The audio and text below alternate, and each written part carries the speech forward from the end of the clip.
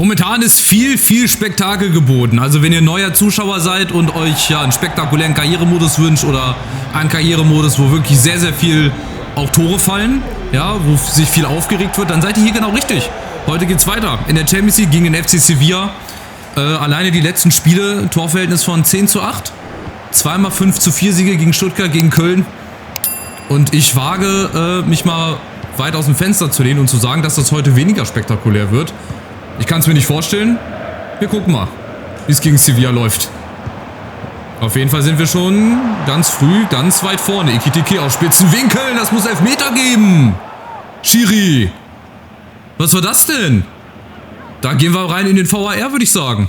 Das war doch ein klares... Nein, Highlighter. Ich will die Sofortwiederholung. Das war doch ein klares Foul. Oder nicht? Wir schauen jetzt mal gemeinsam drauf. Wenn ihr der VAR wärt, hättet ihr euch gemeldet. Wir gucken mal hin. Aber das war doch ein Elfmeter hier, Fofana. Ekitike nimmt den sauber an. Guck mal, die Grätsche, die kommt. Und er zieht ihm einfach das Bein weg. Krass. Auch das ist EAFC. Übersieht einfach klare Fouls. Also mehr, guck mal, er trifft ihn oben, zunächst mal am Oberschenkel. Und dann unten mit dem anderen Fuß zieht er ihm das Bein weg. Also das ist ein klarer Elfer, der nicht gepfiffen wird. Okay, merke ich mir. EA macht doch nicht alles richtig. Also von wegen hier, oh, EA... Bei den Abseitsentscheidungen, gut, da haben sie wahrscheinlich immer recht, aber was so die Bewertung von Foulspielen angeht, also, nicht, dass jetzt das Spiel entscheiden wird, aber, also wird's nicht, aber ein Elfmeter zu so einem frühen Zeitpunkt, nein, dann machen wir es halt so, wir brauchen keine Elfmeter. Dann machen wir es halt so über Fofana, schön gespielt über Usu, das ist die passende Antwort auf den nicht gegebenen Elfer. Da leih ich mir ja schief hier. Das ist ein Skandal. Und das müsste ich eigentlich mal anmelden hier bei Gianni Infantino. Ah ne, der ist ja gar nicht mehr bei der UEFA, ist ja bei der FIFA. Aber Usun, weißt du, da ist auf der anderen Seite viel mehr Platz. Dann schießt er ihn ins kurze Eck, wo Artobolo eigentlich schon rüber geht. Aber wisst ihr, mir ist das sowas von egal, wenn der Ball im Tor landet und wenn der durch die Beine geht, wenn der vorher 10-mal abgefälscht wird, wenn es ein Eigentor ist. Es juckt einfach niemanden. Solange dieses Gameplay einfach so ist, wie es ist, und ich rede da jetzt einfach wie ein Löwe, solange das Gameplay einfach so ist, wie es ist, die Gegebenheiten, da können sie außenrum noch so viel verändern. Was ist jetzt geplant? Ein Open-World-Modus, so wie ein NBA 2K, ein Open-World-Modus und neuer Spielmodi und was weiß ich, was sie da noch alles verändern wollen. Ist ja alles schön und gut, ey, und noch mehr Sachen in den Shop rein. Aber wenn das Hauptding, das Gameplay einfach Müll ist, dann bringt es mir ehrlich gesagt auch nichts. Adingra! Das Gameplay ist das Hauptding. Das muss einfach stimmen. Finde ich. Ist meine persönliche Meinung. Ich glaube, da gehen 80-90% der Leute auch mit. Wenn nicht, schreibt es einfach in die Kommentare, wie ihr das seht. Aber das ist so meine Meinung zu dem Ganzen hier. Muss ich sagen. Cruz, Fofana. Brentford ist gleich vorne geblieben. Zubimendi. Ja, Fofana. Sevilla steht ganz schön hinten drin, ganz schön defensiv. Sehr tief.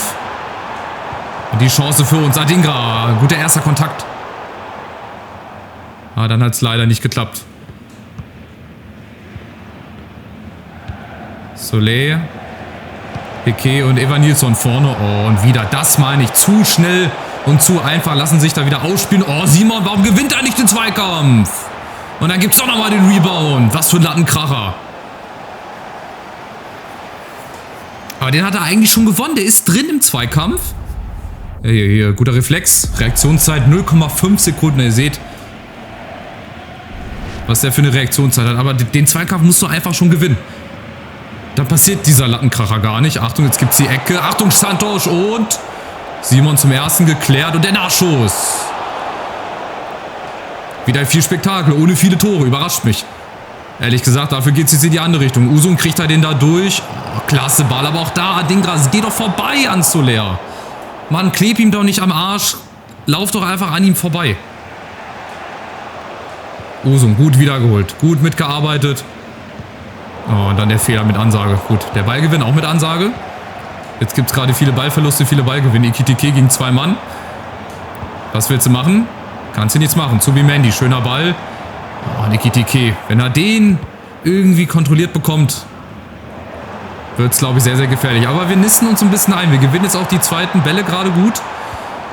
Und die nächste Chance. Zubimendi, ein Kontakt. Fofana steckt durch. Super. Adingra und Ekitike. Manchmal muss es auch einfach sein und einfach gehen.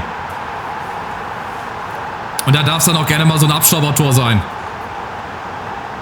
Hier, der Ball war gut. Fofana. Zack, Adingra. Ein bisschen zu leicht, aber dann gibt Artubolo die perfekte Vorlage. Und dann muss er den nur noch einschieben. Zum 2:0. Also, wir hätten auch schon ein Tor bekommen können. Keine Frage. Ja, wenn, ich glaube, Evanilson vorne das Ding nicht oben in den Winkel schweißen möchte mit 300 km/h, dann steht es hier 1:1.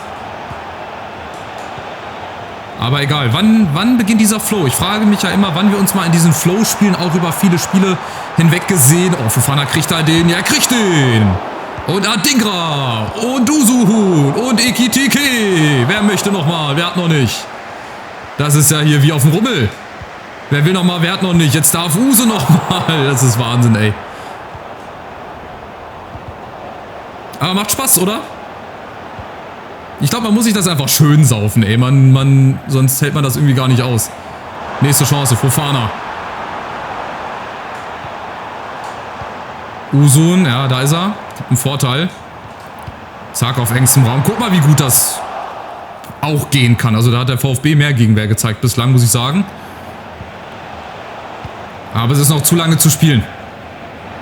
Es ist noch zu lange zu spielen, um das Ganze hier schon als abgestempelt abzuheften. Wieder Simon, das ist ein großer Fehler. Evanilson, gute Grätsche. Darf jetzt auch kein Elfer geben. Wenn er da gepfiffen hätte, dann wäre aber Polen offen. Nächste Chance, Usun. Vorne Ekitike, Fofana hinterläuft. Oh, Scheißball. Egal, passiert.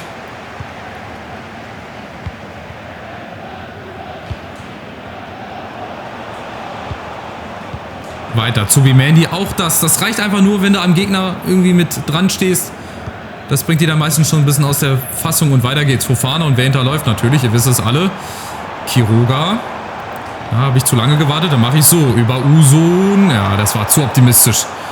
Da hätte ich auch noch gehen können, 1-2 Meter. Da kriegst du graue Haare, wie die ältere Dame da. Gerade die braun gebrannte ältere Dame. Da kriegst du graue Haare auch manchmal. Und wieder Quiroga. Auch sehr zweikampfstark. Sehr, sehr gut. Mal gucken, wie gut der schießen kann. Quiroga! Oh ja. Als Linksverteidiger so zu schießen. Respekt, mein Lieber. Und auch das funktioniert nicht. Also es ist bislang eine gute erste Halbzeit. Ich bin ja auch viel am Rummeckern, viel am Kritisieren. Aber ich bin natürlich auch immer gerne dazu bereit, mal zu loben. Und das habe ich jetzt hier gerade gemacht. Es läuft sehr gut. Und vielleicht mit dem dritten Tor in der Halbzeit oder in die Halbzeit zu gehen, das wäre schon so die halbe Miete gewesen. Aber trotzdem, es macht Spaß. Ihr seht ja, wie das Spiel läuft. Man schießt viermal aufs Tor, der Keeper ist dazwischen, dann steht wieder ein Verteidiger, dann kommt ein Fuß, ein Bein wieder dazwischen. Ja, und am Ende des Tages sieht das trotzdem gut aus. Guck mal, wir haben 11 Schüsse, 4 von Sevilla, der eine Schuss gegen die Latte und der Kopfball danach, das hätte auch gut und gern schon der Ausgleich sein können. Aber war es nicht. Wenn wir so weiterspielen, dann gehen wir hier heute als Sieger vom Platz. Dann machen wir auch sogar noch das dritte Tor. Versprechen will ich nichts, aber es sieht dann wirklich gut aus. Und Zubimendi, der kann doch eigentlich auch gut reinzirkeln, oder? Hat er das nicht schon mal gemacht? Aber Usun kann das auch. Usun, der war schon besser. Nicht gut, aber besser als der letzte.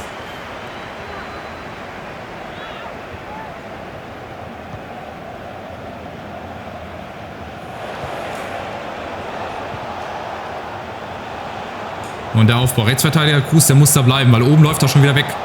Fofana, Evanilson. Gut von Brentwaite. Gutes Stellungsspiel. Jetzt Fofana. Adingra kommt da ran. Ja, aber nicht entscheidend. Da kommt Ekitike dann leider nicht hin.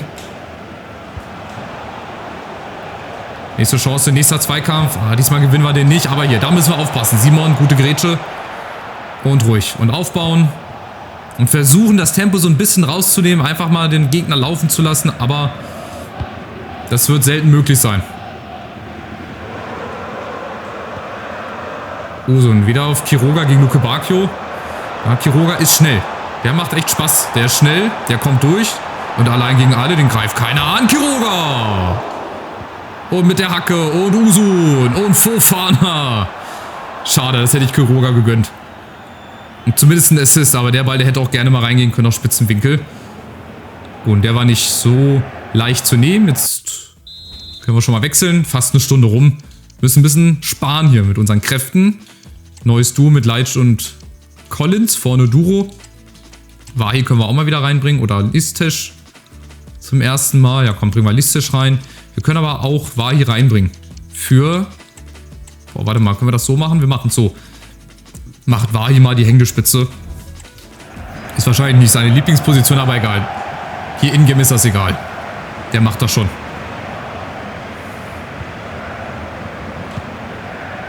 So, gut. Eine Stunde gespielt. Sevilla haben wir jetzt ein bisschen besser. Ich warte nochmal mit meinen Aussagen. Ich habe nichts gesagt. Evanilson. Gegen Namdi Collins. Evanilson.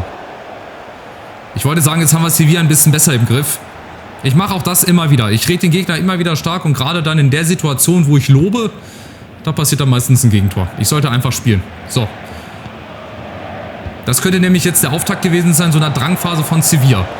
Habe ich jetzt so im Urin. Ich hoffe, mein Urin täuscht mich.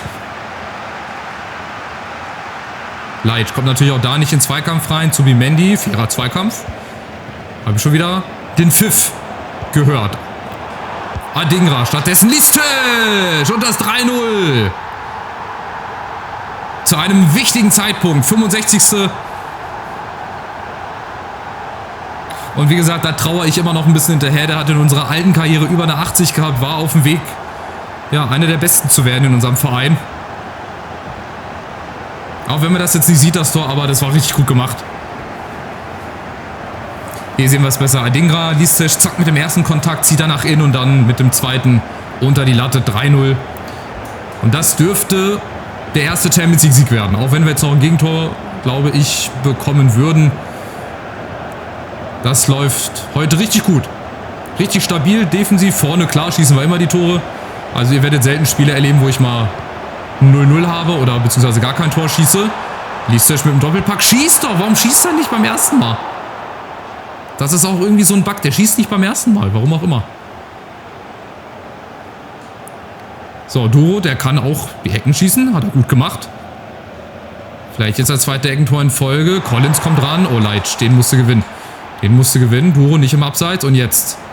Da liegt Schnee drauf. Schön hoher Ball. Adingra.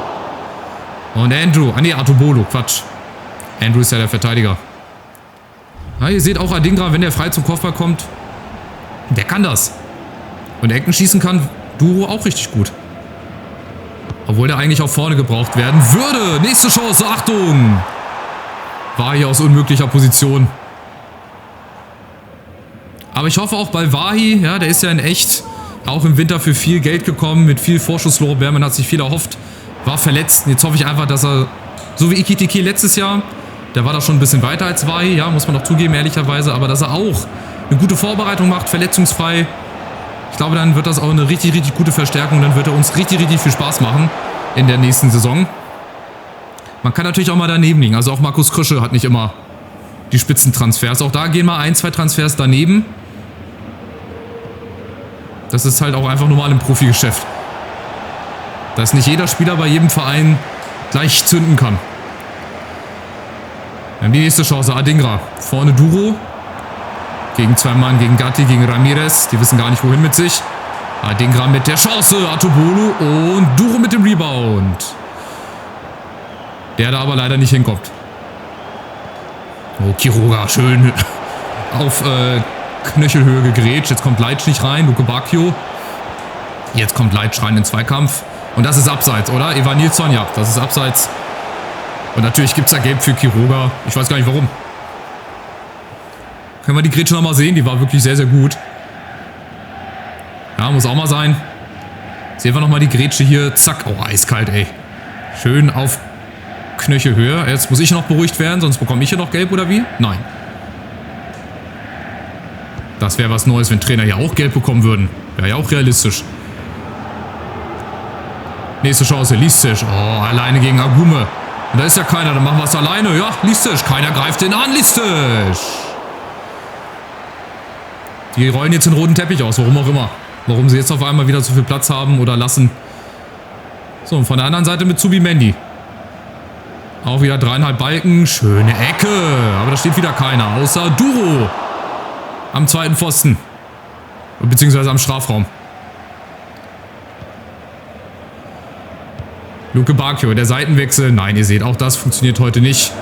Also, es ist ein souveräner Sieg. Ein starker Auftritt. 7 Minuten sind es jetzt noch, aber Sevilla hat jetzt auch nicht mehr die Gegenwehr oder hat nie so richtig die Gegenwehr gezeigt. In der ersten Halbzeit, da hätten sie den Ausgleich machen können. Muss man auch zugeben. Aber in der zweiten Halbzeit ist das einfach zu dominant von uns bislang. Adingra. Schöne Chance, Duro. Ja, Seitfallzieher fehlt noch, aber Zubimendi kommt. Der auch ein kleiner, ekliger Spieler, glaube ich, ist. Also so ein Wadenbeißer. Genau wie Fofana hier, die gehen dem Gegner richtig auf den Sack. Gut, das war jetzt Wahi, aber Fofana, der kann das auch ganz gut. Und Jakic, okay. Stimmt, Gibrissot hat gar nicht gespielt, ne? Ist mir gar nicht aufgefallen. Gut, also erster Sieg auch in der Champions League. Wir bleiben ungeschlagen mit 4 Punkten. Bist du schon mal nicht ganz weit weg von den Playoffs. Aber wir gucken mal, was die anderen Teams so gemacht haben. Jetzt würde ich auch das Ganze gerne hier zu 0 halten. 3 Minuten schon wieder? Was haben die denn jetzt mit ihren 3 Minuten auf einmal? Achtung, Quiroga. Irgendeiner muss hingehen. Quiroga macht das.